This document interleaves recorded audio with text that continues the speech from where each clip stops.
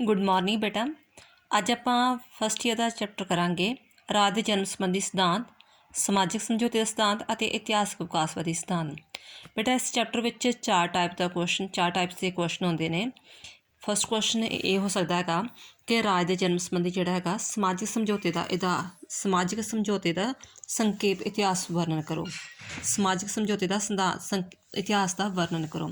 ਇਸ ਤਰ੍ਹਾਂ ਕੁਐਸਚਨ ਬਣ ਕੇ ਆ ਸਕਦਾ। ਸੈਕੰਡ ਕੁਐਸਚਨ ਜਿਹੜਾ ਹੈਗਾ ਵਾ ਇਸ ਦਾ ਹੋ ਸਕਦਾ ਹੈਗਾ ਵਾ ਕਿ ਸਮਾਜਿਕ ਸਮਝੌਤੇ ਸਿਧਾਂਤ ਦੀ ਆਲੋਚਨਾ ਕਰੋ, ਜਾਂ ਸਮਾਜਿਕ ਸਮਝੌਤੇ ਦਾ ਸਿਧਾਂਤ ਇੱਕ ਮੰਦਾ ਇਤਿਹਾਸ, ਮੰਦਾ ਕਾਨੂੰਨ, ਮੰਦਾ ਦਰਸ਼ਨ ਅਤੇ ਮੰਦਾ ਤਰਕ ਹੈ, ਇਸ ਦੀ ਵਿਆਖਿਆ ਕਰੋ।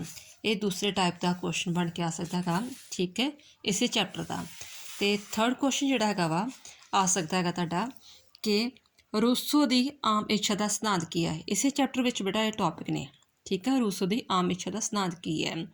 ਅਤੇ ਜਿਹੜਾ ਨੈਕਸਟ ਹੈਗਾ ਇਸ ਦਾ ਜਿਹੜਾ ਕੁਐਸਚਨ ਆ ਫੋਰਥ ਕੁਐਸਚਨ ਆ ਉਹ ਹੈ ਕਿ ਇਤਿਹਾਸਕ ਜਾਂ ਵਿਕਾਸਵਾਦੀ ਸਿਧਾਂਤ, ਇਤਿਹਾਸਕ ਹਿਸਟੋਰੀਕਲ ਜਾਂ ਐਵੋਲਿਊਸ਼ਨਰੀ ਥਿਊਰੀ ਤੋਂ ਤੁਹਾਡਾ ਕੀ ਭਾਵ ਹੈ, ਇਸ ਦਾ ਵਰਣਨ ਕਰੋ।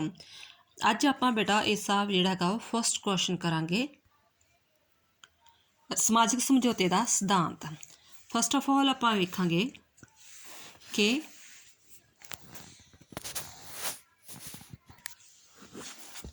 ਸਮਾਜਿਕ ਸਮਝੌਤੇ ਦੇ ਸਿਧਾਂਤ ਬਾਰੇ ਗੱਲ ਕਰਾਂਗੇ। ਸਮਾਜਿਕ ਸਮਝੌਤੇ 'ਚ ਬੇਟਾ ਤਿੰਨ ਟਾਈਪ ਦੇ ਜਿਹੜੇ ਹੈਗੇ ਆ ਵਿਦਵਾਨ ਹੁੰਦੇ ਆ, ਇਹਨਾਂ ਦੇ ਨਾਮ ਹਮੇਸ਼ਾ ਯਾਦ ਰੱਖਿਓ। ਥਾਮਸ ਹਾਬਸ, ਜੋਹਨ ਲਾਕ ਅਤੇ ਰੂਸੋ। ਫਿਰ ਧਿਆਨ ਨਾਲ ਸੁਣੋ ਬੇਟਾ। ਸਮਾਜਿਕ ਸਮਝੌਤੇ ਦਾ ਜਿਨ੍ਹਾਂ ਨੇ ਵਰਣਨ ਕੀਤਾ ਹੈ ਕਿ ਸੋਸ਼ਲ ਕੰਟਰੈਕਟ ਥਿਊਰੀ ਜਿਹੜੀ ਹੈਗੀ ਆ ਉਹਦੇ ਬਾਰੇ ਜਿਹੜਾ ਗਿਆ ਵਿਚਾਰ ਦੱਸਿਆ ਗਿਆ ਥਾਮਸ ਹਾਬਸ ਨੇ, ਜੋਹਨ ਲਾਕ ਨੇ ਅਤੇ ਰੂਸੋ ਨੇ। ਇਹਨਾਂ ਤਿੰਨਾਂ ਨੇ ਆਪਣੇ ਅਲੱਗ-ਅਲੱਗ ਵਿਚਾਰ ਦੱਸੇ ਹੈਗੇ ਆ। ਸਮਝੌਤਾ ਕੀ ਹੁੰਦਾ, ਜਦੋਂ ਮਤਲਬ ਦੋ ਵਿਅਕਤੀ ਆਪਸ ਵਿੱਚ ਰਲ ਕੇ ਕਿਸੇ ਗੱਲ 'ਤੇ ਸਮਝੌਤਾ ਕਰ ਲੈਂਦੇ ਆ ਕਿ ਆਪਾਂ ਆਹ ਕੰਮ ਇਸ ਤਰ੍ਹਾਂ ਕਰ ਲੈਂਦੇ ਆ, ਠੀਕ ਆ। ਇਹ ਵੀ ਵਿਦਵਾਨ ਮੰਨਦੇ ਹਨ ਕਿ ਜਿਹੜਾ ਪਹਿਲਾਂ ਜਿਹੜੇ ਲੋਕ ਸੀ ਨਾ, ਰਾਜਨਾਤ ਦੀ ਕੋਈ ਚੀਜ਼ ਨਹੀਂ ਹੈਗੀ ਸੀ ਅਤੇ ਲੋਕ ਕੁਦਰਤ ਵਿੱਚ ਰਹਿੰਦੇ ਸੀ, ਜੰਗਲਾਂ ਵਿੱਚ ਰਹਿੰਦੇ ਸੀ। ਫਿਰ ਲੋਕਾਂ ਨੇ ਆਪਸ ਵਿੱਚ ਰਲ ਕੇ ਸਮਝੌਤਾ ਕਰ ਲਿਆ ਅਤੇ ਇੱਕ ਰਾਜ ਦੀ ਉਤਪਤੀ ਕੀਤੀ। ਇਸ ਤਰ੍ਹਾਂ ਉਹ ਮੰਨਦੇ ਆ ਕਿ ਰਾਜ ਇੱਕ ਬਣਾਵਟੀ ਸੰਸਥਾ ਹੈ, ਕਿ ਕੁਦਰਤੀ ਕੋਈ ਸੰਸਥਾ ਨਹੀਂ ਹੈ, ਕੋਈ ਦੈਵੀ ਸੰਸਥਾ ਨਹੀਂ ਆ, ਇਹ ਪਰਮਾਤਮਾ ਦੁਆਰਾ ਬਣਾਈ ਹੋਈ ਸੰਸਥਾ ਨਹੀਂ ਆ, ਇਹ ਮਨੁੱਖਾਂ ਦੁਆਰਾ ਬਣਾਈ ਗਈ ਸੰਸਥਾ ਵਾ। ਕਿ ਲੋਕਾਂ ਨੇ ਮਤਲਬ ਕਿ ਆਪਸ ਵਿੱਚ ਰਲ ਕੇ ਸਮਝੌਤਾ ਕਰ ਲਿਆ ਅਤੇ ਸ਼ਕਤੀ ਜਿਹੜੀ ਹੈ ਕਿ ਕਿਸੇ ਇੱਕ ਵਿਅਕਤੀ ਨੂੰ ਦੇ ਦਿੱਤੀ ਜਾਂ ਵਿਅਕਤੀ ਦੇ ਸਮੂਹ ਨੂੰ ਦੇ ਦਿੱਤੀ, ਅਤੇ ਫਿਰ ਇਸ ਤਰ੍ਹਾਂ ਜਿਹੜਾ ਹੈਗਾ ਰਾਜ ਹੋਂਦ ਵਿੱਚ ਆਇਆ। ਇਸ ਕਰਕੇ ਉਹ ਰਾਜ ਨੂੰ ਬਣਾਵਟੀ ਸੰਸਥਾ ਮੰਨਦੇ ਆ। ਇਸ ਨੂੰ ਆਪਾਂ ਸਮਾਜਿਕ ਸਮਝੌਤਾ ਕਹਿ ਲੈਂਦੇ ਹਾਂ। ਬਟ ਇਸ ਸਮਝੌਤੇ ਨਾਲ ਰਿਲੇਟਡ ਹੈਗੇ ਤਿੰਨਾਂ ਵਿਦਵਾਨਾਂ ਦੇ ਵੱਖਰੇ ਵਿਚਾਰ ਆ। ਜਿਹੜਾ ਥਾਮਸ ਹਾਬਸ ਆ ਉਹ ਕਹਿੰਦਾ ਹੈ ਕਿ ਮਤਲਬ ਕਿ ਉਹਨੇ ਇੱਕ ਆਪਣੀ ਕਿਤਾਬ ਲਿਖੀ ਸੀ ਇਸ ਨਾਲ ਰਿਲੇਟਡ, ਲੈਵੀਏਥਨ, ਜਿਹੜੀ ਥਾਮਸ ਹਾਬਸ ਨੇ, ਠੀਕ ਹੈ। ਅਤੇ ਜਿਹੜਾ ਜੌਨ ਲਾਕ ਆ ਉਹਨੇ ਲਿਖੀ ਸੀ ਸ਼ਾਸਨ ਦੇ ਦੋ ਨਿਬੰਧ, ਅਤੇ ਰੂਸੋ ਨੇ ਲਿਖੀ ਸੀ ਸਮਾਜਿਕ ਸਮਝੌਤੇ। ਤਿੰਨਾਂ ਨੇ ਆਪਣੀ ਕਿਤਾਬਾਂ 'ਚ ਇਹਨਾਂ ਬਾਰੇ ਵਰਣਨ ਕੀਤਾ ਹੈ। ਥਾਮਸ ਹਾਬਸ ਨੇ ਲੈਵੀਏਥਨ, ਜੌਨ ਲਾਕ ਨੇ ਸ਼ਾਸਨ ਦੇ ਦੋ ਨਿਬੰਧ, ਅਤੇ ਜਿਹੜਾ ਹੈਗਾ ਰੂਸੋ ਨੇ ਸਮਾਜ ਸਮਝੌਤਾ। ਇਹਨਾਂ ਨੇ ਜਿਹੜੀ ਹੈਗੀ ਆ ਤਿੰਨਾਂ ਨੇ ਆਪਣੀ ਕਿਤਾਬਾਂ ਵਿੱਚ ਰਾਜ ਦੀ ਉਤਪਤੀ ਕਿਵੇਂ ਹੋਈ ਇਹਦੇ ਬਾਰੇ ਵਰਣਨ ਕੀਤਾ ਹੈ। ਤਿੰਨੇ ਜਿਹੜੇ ਵਿਦਵਾਨ ਆ ਇਸ ਗੱਲ 'ਤੇ ਸਹਿਮਤ ਹੁੰਦੇ ਆ ਕਿ ਜਿਹੜਾ ਰਾਜ ਦੇ ਆਉਣ ਤੋਂ ਪਹਿਲਾਂ ਮਨੁੱਖ ਜਿਹੜਾ ਕਿੱਥੇ ਰਹਿੰਦਾ ਸੀ, ਕੁਦਰਤੀ ਅਵਸਥਾ ਵਿੱਚ। ਵੀ ਤਿੰਨਾਂ ਦੇ ਜਿਹੜੇ ਹੈਗੇ ਆ ਇਸ ਗੱਲ 'ਤੇ ਮਤਲਬ ਇਹ ਤਿੰਨੇ ਗੱਲ ਇਸ ਚੀਜ਼ 'ਤੇ ਸਹਿਮਤ ਵਾ ਕਿ ਜਿਹੜਾ ਰਾਜ ਦੀ ਹੋਂਦ ਵਿੱਚ ਆਉਣ ਤੋਂ ਪਹਿਲਾਂ ਮਨੁੱਖ ਕੁਦਰਤ ਵਿੱਚ ਰਹਿੰਦਾ ਸੀ, ਕੁਦਰਤੀ ਅਵਸਥਾ ਵਿੱਚ ਰਹਿੰਦਾ ਸੀ, ਅਤੇ ਰਾਜ ਕਿਵੇਂ ਹੋਂਦ ਵਿੱਚ ਆਇਆ, ਸਮਝੌਤੇ ਦੁਆਰਾ। ਅਤੇ ਸ਼ਾਸਕ ਅਤੇ ਪ੍ਰਜਾ ਦੇ ਸੰਬੰਧ ਜਿਹੜੇ ਹੈਗੇ ਆ ਸਮਝੌਤੇ ਦੀ ਪ੍ਰਕਿਰਤੀ 'ਤੇ ਨਿਰਭਰ ਕਰਦੇ ਆ। ਨੈਕਸਟ ਹੁਣ ਸਮਾਜ ਸਮਝੌਤੇ ਦਾ ਸਿਧਾਂਤ ਦਾ ਸੰਖੇਪ ਥੋੜ੍ਹਾ ਜਿਹਾ ਇਤਿਹਾਸ ਦੱਸਿਆ। ਕਹਿੰਦਾ ਕਿ ਭਾਵੇਂ ਕਿ ਇਹ ਸਿਧਾਂਤ 16ਵੀਂ ਤੋਂ ਲੈ ਕੇ 19ਵੀਂ ਸਦੀ ਤੱਕ ਵਧੇਰੇ ਹਰਮਨ ਪਿਆਰਾ ਰਿਹਾ, ਠੀਕ ਹੈ। ਇਹ ਵਿਚਾਰਧਾਰਾ ਜਿਹੜੀ ਜ਼ਿਆਦਾ ਪ੍ਰਫੁੱਲਤ ਹੋਈ ਆ ਉਹ 16ਵੀਂ ਅਤੇ 17ਵੀਂ ਸਦੀ ਵਿੱਚ ਹੋਈ ਆ। ਪਰ ਇਹਦਾ ਇਤਿਹਾਸ ਕਹਿੰਦਾ ਬਹੁਤ ਜ਼ਿਆਦਾ ਪਹਿਲਾਂ ਤੋਂ ਸੀ ਕਿ ਜਿਹੜੇ ਯੂਨੀਅਨ ਆ ਗ੍ਰੀਕ ਲੋਕ ਉਹਨਾਂ ਵੇਲੇ ਸੀ ਇਹਦਾ ਸਿਧਾਂਤ ਵਗੈਰਾ ਹੈਗਾ ਸੀ। ਕਿਵੇਂ ਕਿ ਕਹਿੰਦਾ ਸੋਫਿਸਟਾਂ ਨੇ ਵੀ ਇਹਦੇ ਬਾਰੇ ਵਰਣਨ ਕੀਤਾ ਹੈਗਾ। ਫਿਰ ਪਲੈਟੋ ਨੇ, ਅਰਸਤੂ ਨੇ ਵੀ ਇਸ ਬਾਰੇ ਜਿਹੜੇ ਹੈਗੇ ਸਮਝੌਤੇ ਦੀ ਗੱਲ ਕੀਤੀ ਹੈਗੀ ਆ। ਫਿਰ ਚਾਣਕਿਆ ਨੇ ਵੀ ਜਿਹੜੀ ਹੈਗੀ ਆ ਆਪਣੀ ਕਿਤਾਬ ਜਿਹੜੀ ਹੈਗੀ ਆ ਅਰਥਸ਼ਾਸਤਰ, ਉਹਦੇ ਵਿੱਚ ਜਿਹੜੇ ਹੈਗੇ ਆ ਵਰਣਨ ਜਿਹੜਾ ਕੀਤਾ ਵਾ ਕਿ ਲੋਕਾਂ ਨੇ ਕਿਵੇਂ ਜਿਹੜਾ ਸਮਝੌਤਾ ਕਰਕੇ ਸਾਰੀਆਂ ਸ਼ਕਤੀਆਂ ਜਿਹੜੀਆਂ ਉਹ ਰਾਜੇ ਨੂੰ ਦੇ ਦਿੱਤੀਆਂ ਸੀ। ਪਾਦਰੀਆਂ ਨੇ ਵੀ ਆਪਣੀ ਜਿਹੜੀ ਹੈਗੀਆਂ ਇਸ ਚੀਜ਼ ਦਾ ਸਮਰਥਨ ਕੀਤਾ। ਤੁਸੀਂ ਜਸਟ ਸ਼ਾਰਟ ਵਿੱਚ ਦੱਸਣਾ ਹੈਗਾ ਵਾ, ਠੀਕ ਹੈ। ਜ਼ਿਆਦਾ ਇਸ ਚੀਜ਼ ਨੂੰ ਸਟਾਰਟਿੰਗ ਨੂੰ ਐਕਸਪਲੇਨ ਨਹੀਂ ਕਰਨਾ, ਜਸਟ ਇਹ ਤੁਸੀਂ ਦੱਸ ਸਕਦੇ ਹੋ ਕਿ 16ਵੀਂ 17ਵੀਂ ਸਦੀ ਵਿੱਚ ਜਿਹੜਾ ਹੈਗਾ ਹੈ ਇਹ ਸਿਧਾਂਤ ਹਰਮਨ ਪਿਆਰਾ ਹੋਇਆ। ਪਲੱਸ ਸਟਾਰਟਿੰਗ ਵਿੱਚ ਬੇਟਾ ਤੁਸੀਂ ਦੱਸ ਸਕਦੇ ਹੋ ਕਿ ਰਾਜ ਦੀ ਉਤਪਤੀ ਦੀ ਜਿਹੜੀ ਹੈਗੀ ਆ, ਜਿਹੜਾ ਆਉਣ ਤੋਂ ਪਹਿਲਾਂ ਜਿਹੜਾ ਰਾਜ ਦੀ ਉਤਪਤੀ ਜਿਹੜੀ ਸਮਾਜਿਕ ਸਮਝੌਤੇ ਦੁਆਰਾ ਹੋਈ ਹੈਗੀ ਆ, ਅਤੇ ਇਹਦੇ ਜਿਹੜੇ ਮੁੱਖ ਸਮਰਥਕ ਹੈਗੇ ਆ ਉਹ ਹੈਗੇ ਆ ਥਾਮਸ ਹਾਬਸ, ਲਾਕ ਅਤੇ ਰੂਸੋ। ਅਤੇ ਜਿਹੜੇ ਹੈਗੇ ਆ ਤਿੰਨੇ ਜਿਹੜੇ ਇਹ ਮੰਨਦੇ ਆ ਕਿ ਮਨੁੱਖ ਜਿਹੜੇ ਹੈਗੇ ਆ ਪਹਿਲਾਂ ਕੁਦਰਤੀ ਅਵਸਥਾ ਵਿੱਚ ਰਹਿੰਦਾ ਸੀ, ਰਾਜ ਸਮਾਜਿਕ ਸਮਝੌਤੇ ਦੁਆਰਾ ਆਇਆ ਹੈਗਾ ਵਾ, ਅਤੇ ਸ਼ਾਸਕ ਦੇ ਪਰਚਾ ਵਿੱਚ ਗੂੜੇ ਸੰਬੰਧ ਪਾਏ ਜਾਂਦੇ ਆ। ਅਤੇ ਜੇਕਰ ਤੁਸੀਂ ਇਹਦਾ ਇਤਿਹਾਸ ਦੱਸਣਾ ਤਾਂ ਇਹ ਦੱਸ ਸਕਦੇ ਹੋ ਕਿ 16ਵੀਂ 17ਵੀਂ ਸਦੀ ਵਿੱਚ ਜਿਹੜਾ ਇਹ 16ਵੀਂ ਤੋਂ 19ਵੀਂ ਸਦੀ ਤੱਕ ਇਹ ਜਿਹੜਾ ਸਿਧਾਂਤ ਹਰਮਨ ਪਿਆਰਾ ਰਿਹਾ, ਪਰ ਇਸ ਦਾ ਇਤਿਹਾਸ ਵਿੱਚ ਸੋਫਿਸਟਾਂ, ਪਲੈਟੋ, ਅਰਸਤੂ, ਚਾਣਕੇ, ਪਾਦਰੀਆਂ ਵੇਲੇ ਵੀ ਇਸ ਦਾ ਜਿਹੜਾ ਇਤਿਹਾਸ ਜਿਹੜਾ ਹੈਗਾ ਸੀ ਉਹ ਕੁਝ ਨਾ ਕੁਝ ਇਹਦੇ ਜਿਹੜੇ ਹੈਗੇ ਚਿੰਨ੍ਹ ਜ਼ਰੂਰ ਮਿਲਦੇ ਹੈਗੇ ਆ। ਅਤੇ ਪਰ ਜਿਹੜੇ ਇਸ ਵਿਚਾਰਧਾਰਾ ਨੂੰ ਸਭ ਤੋਂ ਜ਼ਿਆਦਾ ਹਰਮਨ ਪਿਆਰਾ ਜਿਹੜਾ ਹੈਗਾ 19ਵੀਂ ਸਦੀ ਵਿੱਚ ਇਹਨਾਂ ਤਿੰਨਾਂ ਨੇ ਕੀਤਾ ਹੈਗਾ ਵਾ, ਹਾਬਸ, ਲਾਕ ਅਤੇ ਰੂਸੋ ਵਗੈਰਾ ਨੇ। ਫਿਰ ਆਪਾਂ ਆਵਾਂਗੇ ਹਾਬਸ, ਲਾਕ ਅਤੇ ਰੂਸੋ ਦੇ ਵਿਚਾਰਾਂ ਬਾਰੇ ਅਤੇ ਗੱਲ ਆਵਾਂਗੇ। ਕਹਿੰਦਾ ਕਿ ਮਤਲਬ ਵੀ ਤਿੰਨੇ ਮੰਨਦੇ ਹੈਗੇ ਕਿ ਜਿਹੜੇ ਹੈਗੇ ਆ ਮਨੁੱਖ ਜਿਹੜਾ ਕਿ ਪ੍ਰਕਿਰਤੀ ਅਵਸਥਾ ਵਿੱਚ ਰਹਿੰਦਾ ਸੀ, ਅਤੇ ਮਨੁੱਖ ਜਿਹੜਾ ਹੈਗਾ ਵਾ ਜਿਹੜਾ ਰਾਜ ਵਾ ਸਮਾਜ ਸਮਝੌਤੇ ਦੁਆਰਾ ਹੋਂਦ ਵਿੱਚ ਆਇਆ ਵਾ, ਅਤੇ ਪਰਜਾ ਅਤੇ ਜਿਹੜਾ ਹੈਗਾ ਸਰਕਾਰ ਵਿੱਚ ਗੂੜੇ ਸੰਬੰਧ ਆ। ਬਟ ਇਹਨਾਂ ਤਿੰਨਾਂ ਦੀ ਜਿਹੜੀ ਹੈਗੀ ਆ ਚੀਜ਼ ਵਿਚਾਰਧਾਰਾ ਵੱਖਰੀ ਵੱਖਰੀ ਆ। ਫਸਟ ਆਫ ਆਲ ਹੈਗਾ ਕਿ ਹਾਬਸ ਕੀ ਕਹਿੰਦਾ ਹੈ, ਇਸ ਚੀਜ਼ ਨੂੰ ਬੇਟਾ ਧਿਆਨ ਨਾਲ ਸੁਣਿਓ। ਪ੍ਰਕਿਰਤੀ ਅਵਸਥਾ ਵਿੱਚ ਹਾਬਸ ਦੇ, ਲਾਕ ਦੇ ਅਤੇ ਰੂਸੋ ਦੇ ਤਿੰਨਾਂ ਦੇ ਵਿਚਾਰ ਵੱਖਰੇ ਵੱਖਰੇ ਆ।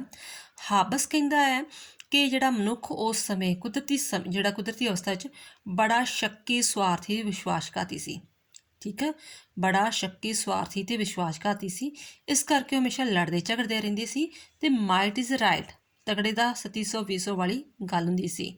ਇਸ ਕਰਕੇ ਜਿਹੜੇ ਹੈਗੇ ਆ ਉਹ ਰਾਜ ਹੋਂਦ ਵਿੱਚ ਲੈ ਕੇ ਆਇਆ। ਠੀਕ ਹੈ, ਅਤੇ ਬਟ ਜਿਹੜਾ ਲਾਕ ਬਿਲਕੁਲ ਇਸ ਤੋਂ ਉਲਟ ਬੋਲਦਾ ਹੈ। ਲਾਕ ਕਹਿੰਦਾ ਹੈ ਨਹੀਂ, ਜਿਹੜਾ ਪ੍ਰਕਿਰਤੀ ਅਵਸਥਾ ਸੀ ਉਹ ਬੜੀ ਸ਼ਾਂਤੀ, ਸੁਰੱਖਿਆ ਅਤੇ ਸਹਿਯੋਗ ਵਾਲੀ ਸੀ, ਅਤੇ ਉੱਥੇ ਉਸ ਅਵਸਥਾ ਵਿੱਚ ਉਹ 3 ਤਰ੍ਹਾਂ ਦੇ ਅਧਿਕਾਰ ਮਾਨਦਾ ਸੀ: ਜੀਵਨ ਦਾ, ਸੁਤੰਤਰਤਾ ਦਾ, ਸੰਪਤੀ ਦਾ। ਠੀਕ ਹੈ, ਇਹ ਹਾਬਸ ਤੋਂ ਬਿਲਕੁਲ ਉਲਟ ਕਹਿੰਦਾ ਹੈ ਕਿ ਉਸ ਸਮੇਂ ਕੁਦਰਤੀ ਅਵਸਥਾ ਬੜੀ ਸ਼ਾਂਤੀ, ਸੁਰੱਖਿਆ, ਸਹਿਯੋਗ ਵਾਲੀ ਸੀ, ਅਤੇ ਮਨੁੱਖ 3 ਤਰ੍ਹਾਂ ਦੇ ਅਧਿਕਾਰ ਮਾਨਦਾ ਸੀ: ਜੀਵਨ, ਸੁਤੰਤਰਤਾ ਅਤੇ ਸੰਪਤੀ ਦਾ। ਰੂਸੋ ਥੋੜ੍ਹਾ ਜਿਹਾ ਇਹਦਾ ਮਿਲਦਾ ਜੁਲਦਾ ਵਿਚਾਰ ਦਿੰਦਾ ਹੈ। ਕਹਿੰਦਾ ਹੈ ਕਿ ਪ੍ਰਕਿਰਤੀ ਅਵਸਥਾ ਵਿੱਚ ਮਨੁੱਖ ਬੜਾ ਸਾਊ ਜਿਹਾ ਸੀ। ਠੀਕ ਹੈ, ਅਤੇ ਉਹ ਮਤਲਬ ਕਿ ਬੜਾ ਸੰਤੁਸ਼ਟ, ਨਿਡਰ ਅਤੇ ਸੁਤੰਤਰਤਾ ਵਾਲਾ ਜੀਵਨ ਬਤੀਤ ਕਰਦਾ ਸੀ, ਅਤੇ ਅਜੇ ਉਹਨੇ ਮਤਲਬ ਵੀ ਕੋਈ ਵੀ ਕੁਰਤੀਆਂ, ਧੋਖੇਬਾਜ਼ੀ ਕਰਨ ਵਾਲੀ ਕੋਈ ਗੱਲ ਨਹੀਂ ਸਿੱਖੀ ਸੀ। ਇਸ ਕਰਕੇ ਇਸ ਯੁੱਗ ਨੂੰ ਉਹ ਸੁਨਹਿਰੀ ਯੁੱਗ, ਰੂਸੋ ਇਸ ਯੁੱਗ ਨੂੰ ਸੁਨਹਿਰੀ ਯੁੱਗ ਕਹਿੰਦਾ ਹੈ। ਇਹ ਹੋ ਗਈ ਤਿੰਨਾਂ ਦੀ ਪ੍ਰਕਿਰਤੀ ਅਵਸਥਾ, ਤਿੰਨਾਂ ਨੇ ਆਪਣੇ ਆਪਣੇ ਵਿਚਾਰ, ਪੁਆਇੰਟ ਆਫ ਵਿਊ ਨਾਲ ਪ੍ਰਕਿਰਤੀ ਅਵਸਥਾ ਨੂੰ ਦੱਸਿਆ ਹੈ। ਨੈਕਸਟ ਹੈ ਸਮਾਜਿਕ ਸਮਝੌਤੇ ਬਾਰੇ। ਸਮਾਜਿਕ ਸਮਝੌਤਾ ਕਿਵੇਂ ਹੋਇਆ? ਹੁਣ ਤਿੰਨਾਂ ਦੇ ਫਿਰ ਇਸ ਤਰ੍ਹਾਂ ਵਿਚਾਰ ਵੱਖਰੇ ਵੱਖਰੇ ਆ। ਹਾਬਸ ਕਹਿੰਦਾ ਕਿ ਲੋਕਾਂ ਨੇ ਸਮਾਜਿਕ ਸਮਝੌਤਾ ਕਿਉਂ ਕੀਤਾ? ਕਹਿੰਦਾ ਕਿ ਜਦੋਂ ਪ੍ਰਕਿਰਤੀ ਅਵਸਥਾ ਵਿੱਚ ਲੋਕਾਂ ਦਾ ਜ਼ਿੰਦਗੀ ਦੁਖੀ ਹੋ ਗਈ, ਤਾਂ ਉਹਨਾਂ ਨੇ ਆਪਸ ਵਿੱਚ ਰਲ ਕੇ ਜਿਹੜੀ ਹੈਗੀ ਸ਼ਕਤੀ ਜਿਹੜੀ ਹੈਗੀ ਇੱਕ ਸਰਵਉੱਚ ਵਿਅਕਤੀ ਨੂੰ ਦੇ ਦਿੱਤੀ। ਠੀਕ ਆ, ਜਿਹੜਾ ਹਾਬਸ ਆ ਉਹ ਤਾਨਾਸ਼ਾਹੀ 'ਚ ਵਿਸ਼ਵਾਸ ਰੱਖਦਾ ਹੈ, ਹਿਟਲਰ ਵਾਲੀ ਸ਼ਕਤੀ ਨੂੰ ਅਪਣਾਉਣਾ ਚਾਹੁੰਦਾ, ਅਸੀਮਤਵਾਦ ਨੂੰ ਵਿਸ਼ਵਾਸ ਰੱਖਦਾ ਹੈਗਾ ਵਾ। ਹਾਬਸ ਅਨੁਸਾਰ ਵਿਅਕਤੀ ਜਾਂ ਅਸੈਂਬਲੀ ਜਿਸ ਨੂੰ ਸ਼ਾਸਨ ਦੇ ਸਾਰੇ ਅਧਿਕਾਰ ਦਿੱਤੇ ਹਨ, ਉਹਨੂੰ ਪਰਮਸੱਤਾ ਦਾ ਮਾਲਕ ਬਣ ਗਿਆ ਸੀ, ਪਰੰਤੂ ਇਹ ਸਮਝੌਤੇ ਦਾ ਹਿੱਸੇਦਾਰ ਨਹੀਂ ਸੀ, ਅਤੇ ਨਾ ਹੀ ਉਹਦੇ 'ਤੇ ਇਹ ਸ਼ਰਤਾਂ ਲਾਗੂ ਹੁੰਦੀਆਂ ਸੀ। ਇਹ ਗੱਲ ਨੂੰ ਧਿਆਨ ਸੁਣਿਓ ਕਿ ਲੋਕਾਂ ਨੇ ਰਲ ਕੇ ਜ਼ਰੂਰ ਸਮਝੌਤਾ ਕੀਤਾ, ਸਮਝੌਤਾ ਕਰਕੇ ਸ਼ਕਤੀ ਇੱਕ ਵਿਅਕਤੀ ਨੂੰ ਦੇ ਦਿੱਤੀ, ਜਿਹਨੂੰ ਪਰਮਸੱਤਾ ਕਿਹਾ ਜਾਂਦਾ ਹੈ, ਤਾਨਾਸ਼ਾਹ ਕਹਿ ਦਿੰਦਾ ਹੈਗਾ ਵਾ। ਬਟ ਜਿਹੜੀਆਂ ਸ਼ਰਤਾਂ ਵਾ ਉਹ ਲੋਕਾਂ 'ਤੇ ਲਾਗੂ ਹੋਣਗੀਆਂ। ਪਰਮਸੱਤਾ ਵਾਲਾ ਯਾਨੀ ਕਿ ਪ੍ਰਾਈਮ ਮਿਨਿਸਟਰ ਆ, ਪ੍ਰੈਜ਼ੀਡੈਂਟ ਆ, ਰਾਜਾ ਵਾ, ਉਹਦੇ 'ਤੇ ਇਹ ਸ਼ਰਤਾਂ ਲਾਗੂ ਨਹੀਂ ਹੋਣਗੀਆਂ। ਇਸ ਦੇ ਅਨੁਸਾਰ ਮਤਲਬ ਉਹਦੀਆਂ ਵਿਸ਼ੇਸ਼ਤਾਵਾਂ ਕੀ ਪਾਈਆਂ ਜਾਂਦੀਆਂ ਕਿ ਮਤਲਬ ਜਿਹੜਾ ਸਮਝੌਤਾ ਲੋਕਾਂ ਵਿਚਕਾਰ ਹੋਇਆ, ਪ੍ਰਭੂ ਦੇ ਵਿਚਕਾਰ ਨਹੀਂ ਹੋਇਆ। ਠੀਕ ਹੈ, ਦੂਜਾ ਉਹ ਜਿਹੜਾ ਹੈਗਾ ਵਾ ਉਹ ਸਰਵ ਸ਼ਕਤੀ ਜੇ ਇੱਕ ਵਿਅਕਤੀ ਨੂੰ ਦੇ ਦਿੱਤੀ, ਜਿਹਨੂੰ ਆਪਾਂ ਪਰਮਸੱਤਾਧਾਰੀ ਕਹਿ ਦਿੰਦੇ ਹਾਂ, ਅਤੇ ਜੇਕਰ ਉਹਦੀ ਹੁਕਮਾਂ ਦੀ ਕੋਈ ਪਾਲਣਾ ਨਹੀਂ ਕਰਦਾ ਤਾਂ ਉਹਨੂੰ ਕਠੋਰ ਸਜ਼ਾ ਦਿੱਤੀ ਜਾ ਸਕਦੀ ਹੈਗੀ ਆ। ਫਿਰ ਥਰਡ ਜਿਹੜਾ ਹੈਗਾ ਵਾ ਕਿ ਜੇਕਰ ਜਿਹੜਾ ਪਰਮਸੱਤਾਧਾਰੀ ਆ, ਰਾਜਾ ਵਾ ਕੋਈ, ਉਹ ਅਤਿਆਚਾਰੀ ਵੀ ਬਣ ਜਾਂਦਾ ਵਾ, ਅਤੇ ਉਹਨੂੰ ਕੋਈ ਲਾ ਨਹੀਂ ਸਕਦਾ ਕਦੀ ਤੋਂ। ਫਿਰ ਫੋਰਥ ਕਹਿੰਦਾ ਵਾ ਕਿ ਸਮਝੌਤਾ ਤੋੜਿਆ ਨਹੀਂ ਜਾ ਸਕਦਾ, ਇੱਕ ਵਾਰੀ ਜੋ ਸਮਝੌਤਾ ਹੋ ਗਿਆ ਤੋੜਿਆ ਨਹੀਂ ਜਾ ਸਕਦਾ ਹੈਗਾ। ਸੁਤੰਤਰਤਾ ਨਾਂ ਦੀ ਕੋਈ ਚੀਜ਼ ਵਗੈਰਾ ਨਹੀਂ ਹੈਗੀ, ਅਤੇ ਹਾਬਸ ਅਸੀਮਿਤ ਪਰਮਸੱਤਾ ਦੇ ਹੱਕ ਵਿੱਚ ਹੈਗਾ ਵਾ। ਬਸ ਇਹ ਮੇਨ ਤੁਸੀਂ ਚੀਜ਼ਾਂ ਯਾਦ ਕਰ ਸਕਦੇ ਹੈਗੇ ਹੋ ਕਿ ਹਾਬਸ ਮਤਲਬ ਕਹਿਣ ਦਾ ਭਾਵ ਕਿ ਉਹ ਨਿਰੰਕੁਸ਼ ਰਾਜਤੰਤਰ ਅਸੀਮਤਵਾਦ ਦੇ ਹੱਕ ਵਿੱਚ ਹੈਗਾ ਵਾ। ਨੈਕਸਟ ਹੈਗਾ ਲਾਕ। ਫਿਰ ਤੁਹਾਨੂੰ ਪਤਾ ਹੈ ਕਿ ਬਿਲਕੁਲ ਥੋੜ੍ਹਾ ਜਿਹਾ ਉਲਟ ਬੋਲਦਾ ਹੈ ਹਾਬਸ 'ਤੇ। ਉਹ ਕਹਿੰਦਾ ਹੈ ਕਿ ਮਤਲਬ ਵੀ ਨਹੀਂ, ਜਿਹੜਾ ਵਾ ਜਿਹੜੀ ਪ੍ਰਕਿਰਤੀ ਅਵਸਥਾ ਸੀ ਉਹ ਵਧੀਆ ਸੀ, ਪਰ ਕੁਝ ਕਠਿਨਾਈਆਂ ਪੈਦਾ ਹੋ ਗਈਆਂ ਜਿਸ ਕਰਕੇ ਉਹਨਾਂ ਨੂੰ ਆਪਸ ਵਿੱਚ ਸਮਝੌਤਾ ਕਰਨਾ ਪਿਆ।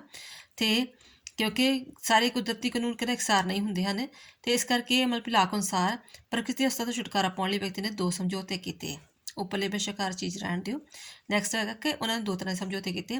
ਇੱਕ ਤਾਂ ਹੈਗਾ ਸਮਾਜ ਸਮਝੌਤਾ। ਸਮਾਜ ਸਮਝੌਤਾ ਜਿਹੜਾ ਲੋਕਾਂ ਨੇ ਆਪਸ ਵਿੱਚ ਰਲ ਕੇ ਕੀਤਾ, ਤੇ ਸਰਕਾਰੀ ਸਮਝੌਤਾ ਜਿਹੜਾ ਲੋਕਾਂ ਨੇ ਤੇ ਸਰਕਾਰ ਨੇ ਆਪਸ ਵਿੱਚ ਰਲ ਕੇ ਕੀਤਾ। ਇਹਦੇ ਨਾਲ ਕੀ ਆ, ਸਰਕਾਰ ਦਾ ਉਦੇਸ਼ ਕੀ ਹੀ ਵਿਅਕਤੀ ਦੇ ਜੀਵਨ ਸੁਤੰਤਰਤਾ ਸੰਪत्ति ਦੀ ਰਾਖੀ ਕਰਨੀ। ਠੀਕ ਆ, ਕਿ ਸਰਕਾਰ ਇੱਕ ਐਜ਼ ਅ ਟਰਸਟੀ ਦੇ ਰੂਪ ਵਿੱਚ ਕੰਮ ਕਰੇਗੀ। ਜੇਕਰ ਸਰਕਾਰ ਸਹੀ ਤਰ੍ਹਾਂ ਕੰਮ ਨਹੀਂ ਕਰਦੀ ਹੈਗੀ ਤਾਂ ਉਹਨੂੰ ਬਦਲਿਆ ਜਾ ਸਕਦਾ ਹੈਗਾ ਵਾ।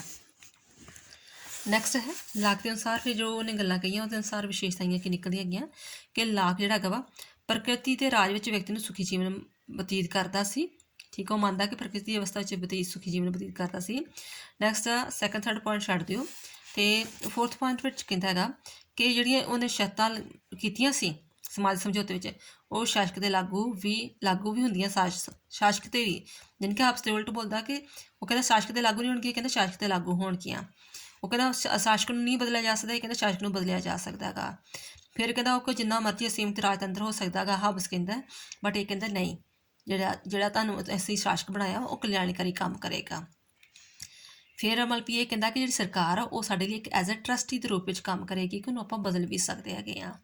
ਤੇ ਫਿਰ ਰਾਜ ਤੇ ਸਰਕਾਰ ਵਿਚਕਾਰ ਹਮੇਸ਼ਾ ਅੰਤਰ ਕੀਤਾ ਵਾ ਕਿ ਰਾਜ ਕੀ ਚੀਜ਼ ਵਾ ਤੇ ਸਰਕਾਰ ਕੀ ਚੀਜ਼ ਵਾ। ਇਹ ਅਲੱਗ-ਅਲੱਗ ਦੋਨੋਂ ਚੀਜ਼ਾਂ ਨੇ। ਠੀਕ ਹੈ, ਤੇ ਸੀਮਿਤ ਪ੍ਰਭੂਸੱਤਾ ਦੇ ਸਿਧਾਂਤ ਦੇ ਹੱਕ ਵਿੱਚ ਜੋ ਬੇਟਾ ਅੰਡਰਲਾਈਨ ਚੀਜ਼ਾਂ ਕੀਤੀਆਂ ਤੁਸੀਂ ਉਹਨਾਂ ਨੂੰ ਹੀ ਬਸ ਯਾਦ ਕਰ ਸਕਦੇ ਹੋ ਇੱਕ ਲਾਈਨ ਦੇ ਵਿੱਚ, ਜਾਂ ਇੱਕ ਪੈਰੇ ਦੇ ਵਿੱਚ ਵੀ ਲਿਖ ਸਕਦੇ ਹੈਗੇ ਹੋ। ਨੈਕਸਟ ਹੈਗਾ ਰੂਸੋ ਅਨੁਸਾਰ ਸਮਾਜਿਕ ਸਮਝੌਤਾ। ਹੁਣ ਇਹ ਤੀਸਰਾ ਵਿਦਵਾਨ ਆ। ਰੂਸੋ ਕਹਿੰਦਾ ਕਿ ਲੋਕਾਂ ਨੇ ਰਲ ਕੇ ਜਿਹੜੀ ਹੈਗੀ ਆ ਆਪਣੀ ਜਿਹੜੀ ਪਾਵਰ ਆ ਸਾਰੀ ਜਿਹੜੀ ਹੈਗੀ ਆ ਉਹ ਸ਼ਕਤੀ ਕਿਹਨੂੰ ਦੇ ਦਿੱਤੀ, ਆਮ ਇੱਛਾ ਨੂੰ। ਕਿਹਨੂੰ ਦੇ ਦਿੱਤੀ, ਆਮ ਇੱਛਾ ਨੂੰ। ਤੇ ਇਸ ਤਰ੍ਹਾਂ ਰੂਸੋ ਦੀਆਂ ਸਮਾਜ ਸਮਝੌਤੇ ਦੀਆਂ ਵਿਸ਼ੇਸ਼ਤਾਵਾਂ ਕੀ ਸੀ ਕਿ ਕਹਿੰਦਾ ਕਿ ਰੂਸੋ ਨੇ ਜਿਹੜਾ ਰੂਸੋ ਮੰਨਦਾ ਕਿ ਜਦੋਂ ਉਹਨੇ ਆਪਸੇ ਸਮਝੌਤਾ ਕੀਤਾ ਤੇ ਸਾਰੀਆਂ ਸ਼ਕਤੀਆਂ ਕਿਹਨੂੰ ਦੇ ਦਿੱਤੀਆਂ, ਆਮ ਇੱਛਾ ਨੂੰ। ਤੇ ਆਮ ਇੱਛਾ ਕੀ ਸੀ, ਆਦਰਸ਼ ਇੱਛਾਵਾਂ ਦਾ ਜੋੜ। ਆਮ ਇੱਛਾ ਕੀ ਸੀ, ਆਦਰਸ਼ ਇੱਛਾਵਾਂ ਦਾ ਜੋੜ। ਤੇ ਆਦਰਸ਼ ਇੱਛਾਵਾਂ ਕੀ ਹਮੇਸ਼ਾ ਹੀ ਸਰਵਉੱਚ ਹੁੰਦੀਆਂ ਸੀ। ਠੀਕ ਆ, ਆਮ ਇੱਛਾ ਜਿਹੜੀ ਹੈਗੀ ਆ ਉਹ ਹਮੇਸ਼ਾ ਆਦਰਸ਼ ਇੱਛਾਵਾਂ ਸੀ, ਆਦਰਸ਼ ਇੱਛਾਵਾਂ ਹਮੇਸ਼ਾ ਹੀ ਸਰਵਉੱਚ ਹੁੰਦੀ ਸੀ, ਕਿ ਜੇ ਮਤਲਬ ਜੋ ਗੱਲ ਕਹਿੰਦੀ ਉਹ ਸਹੀ ਕਹਿੰਦੇ ਸਨ। ਫਿਰ ਰੂਸੋ ਕਹਿੰਦਾ ਹੈ ਕਿ ਕਾਨੂੰਨ ਬਣਾਉਣ ਦੀ ਸ਼ਕਤੀ ਜਿਹੜੀ ਸਾਂਝੀ ਇੱਛਾ ਨੂੰ ਨਹੀਂ ਦਿੱਤੀ ਜਾ ਗਈ ਸੀ, ਸਗੋਂ ਉਸ ਦੁਆਰਾ ਇੱਕ ਸ਼ਕਤੀ ਸਰਵ ਸ਼ਕਤੀਮਾਨ ਲੋਕਾਂ ਨੂੰ ਦਿੱਤੀ ਗਈ ਸੀ। ਜਿਵੇਂ ਆਪਣੇ ਮੰਤਰੀ ਮੰਡਲ ਹੁੰਦੇ ਆ, ਉਹ ਅੱਜ ਦੀ ਜਿਹੜੀ ਪ੍ਰਣਾਲੀ ਉਹਦੇ ਬਾਰੇ ਗੱਲ ਕਰਦਾ ਹੈ, ਜਿਹੜੀ ਲੋਕਤੰਤਰੀ ਪ੍ਰਣਾਲੀ ਸੰਸਦੀ ਪ੍ਰਣਾਲੀ ਆ। ਫਿਰ ਉਹਨੇ ਹਰਮਨ ਪਿਆਰੀ ਪ੍ਰਭੂਸੱਤਾ ਨੂੰ ਹਰਮਨ ਪਿਆਰਾ ਬਣਾਇਆ। ਉੱਥੋਂ ਹੀ ਆਪਾਂ ਹਰਮਨ ਪਿਆਰੀ ਪ੍ਰਭੂਸੱਤਾ ਦਾ ਸਿਧਾਂਤ ਲਿਆ। ਹੁਣ ਥਰਡ ਪੁਆਇੰਟ ਆ ਗਿਆ ਕਿ ਸ਼ਾਸਕ ਤੇ ਲੋਕਾਂ ਵਿਚਕਾਰ ਕੀ ਸੰਬੰਧ ਸੀ। ਇਹਦੇ ਨਾਲ ਰਿਲੇਟਡ ਵੀ ਤਿੰਨਾਂ ਵਿਦਵਾਨਾਂ ਦੇ ਵੱਖਰੇ ਵੱਖਰੇ ਵਿਚਾਰ ਆ। ਹਾਬਸ ਕਹਿੰਦਾ ਵਾ ਕਿ ਸਮਝੌਤਾ ਲੋਕਾਂ ਨੇ ਆਪਸ ਵਿੱਚ ਕੀਤਾ ਹੈ, ਇਸ ਕਰਕੇ ਜਿਹੜਾ ਰਾਜਾ ਵਾ ਉਹ ਸਮਝੌਤੇ ਵਿੱਚ ਹਿੱਸੇਦਾਰ ਨਹੀਂ ਹੈਗਾ। ਸਮਝੌਤੇ ਦੀਆਂ ਸ਼ਰਤਾਂ ਰਾਜ 'ਤੇ ਲਾਗੂ ਨਹੀਂ ਹੋਣਗੀਆਂ, ਲੋਕ ਰਾਜ ਦਾ ਵਿਰੋਧ ਨਹੀਂ ਕਰ ਸਕਣਗੇ, ਰਾਜ ਦੀਆਂ ਸ਼ਕਤੀਆਂ ਅਸੀਮਿਤ ਹੋਣਗੀਆਂ, ਕਾਨੂੰਨ ਰਾਜ ਦੇ ਹੁਕਮ ਹੋਣਗੇ। ਉਹੀ ਪਿਛਲੀਆਂ ਗੱਲਾਂ ਰਿਪੀਟ ਹੋ ਰਹੀਆਂ। ਲੋਕ ਉਹ ਸੁਤੰਤਰ ਹੀ ਮਾਣ ਸਕਣਗੇ ਜਿਹੜੀ ਰਾਜ ਦੁਆਰਾ ਉਹਨੂੰ ਦਿੱਤੀ ਗਈ ਹੈ। ਜਾਨੀ ਕਿ ਹਾਬਸ ਕੀ ਮੰਨਦਾ ਹੈ ਕਿ ਜਿਹੜੀ ਰਾਜ ਦੀ ਪ੍ਰਭੂਸੱਤਾ ਵਾ ਉਹ ਅਸੀਮਤ ਅਵੰਡ ਸੰਪੂਰਨ ਪ੍ਰਭੂਸੱਤਾ ਦੇ ਸਮਰਥਕ ਵਾ। ਲਾਕ ਇਸ ਤੋਂ ਬਿਲਕੁਲ ਉਲਟਾ ਹਾਬਸ ਤੇ ਉਹ ਕਹਿੰਦਾ ਨਹੀਂ, ਬਾਦਸ਼ਾਹ ਵੀ ਸਮਝੌਤੇ ਦਾ ਹਿੱਸੇਦਾਰ ਹੋਵੇਗਾ, ਉਹਦੀਆਂ ਸ਼ਕਤੀਆਂ ਸੀਮਿਤ ਹੋਣਗੀਆਂ, ਉਹ ਲੋਕਾਂ ਦੇ ਅਧਿਕਾਰਾਂ ਦੀ ਰਾਖੀ ਕਰੇਗਾ। ਜੇਕਰ ਉਹ ਲੋਕਾਂ ਦੇ ਅਨੁਸਾਰ ਕੰਮ ਨਹੀਂ ਕਰਦਾ ਤਾਂ ਉਹਨੂੰ ਬਦਲਿਆ ਵੀ ਜਾ ਸਕਦਾ ਹੈਗਾ। ਰੂਸੋ ਜਿਹੜਾ ਅੱਜ ਦੀ ਸੰਸਦੀ ਪ੍ਰਣਾਲੀ ਸਰਕਾਰ ਲੋਕਤੰਤਰੀ ਉਹ ਚੀਜ਼ ਦੀ ਗੱਲ ਕਰਦਾ ਹੈ। ਰੂਸੋ ਨੇ ਹਰਮਨ ਪਿਆਰੀ ਪ੍ਰਭੂਸੱਤਾ ਦਾ ਸਿਧਾਂਤ ਦਿੱਤਾ। ਉਹਨੇ ਕਿਹਾ ਕਿ ਨਹੀਂ, ਜਿਹੜੀ ਸ਼ਕਤੀ ਆ ਉਹ ਵਿਅਕਤੀਆਂ ਦੇ ਸਮੂਹ ਕੋਲ ਹੋਏਗੀ, ਜਿੱਦਾਂ ਮੰਤਰੀ ਮੰਡਲ ਕੋਲ ਹੁੰਦੀ ਆ। ਠੀਕ ਆ, ਇੱਕ ਵਿਅਕਤੀ ਕੋਲ ਵੀ ਹੋ ਸਕਦੀ ਆ ਤੇ ਵਿਅਕਤੀਆਂ ਦੇ ਸਮੂਹ ਕੋਲ ਵੀ ਹੋ ਸਕਦੀ ਆ, ਜਿਹਨੂੰ ਉਹ ਆਮ ਇੱਛਾ ਕਹਿੰਦਾ ਹੈ। ਤੇ ਜਿਹੜੀ ਆਮ ਇੱਛਾ ਹਮੇਸ਼ਾ ਹੀ ਸਰਵਉੱਚ ਸੰਪੂਰਨ ਤੇ ਨਿਰੰਕੁਸ਼ ਸ਼ਕਤੀਆਂ ਰਾਹੀਂ, ਯਾਨੀ ਕਿ ਉਹ ਵਧੀਆ ਹੋਏਗੀ, ਲੋਕਾਂ ਦੇ ਕਲਿਆਣਕਾਰੀ ਲਈ ਕੰਮ ਕਰਦੀ ਹੋਏਗੀ। ਇਹ ਤੁਹਾਡਾ ਫਸਟ ਕੁਐਸਚਨ ਅਟੈਂਪਟ ਹੋ ਗਿਆ। ਜਿਹੜਾ ਫਿਰ ਵੀ ਕਿਸੇ ਚੀਜ਼ ਦਾ ਡਾਊਟ ਹੋਵੇਗਾ ਤਾਂ ਪੁੱਛ ਸਕਦੇ ਹੋ। ਥੈਂਕਸ।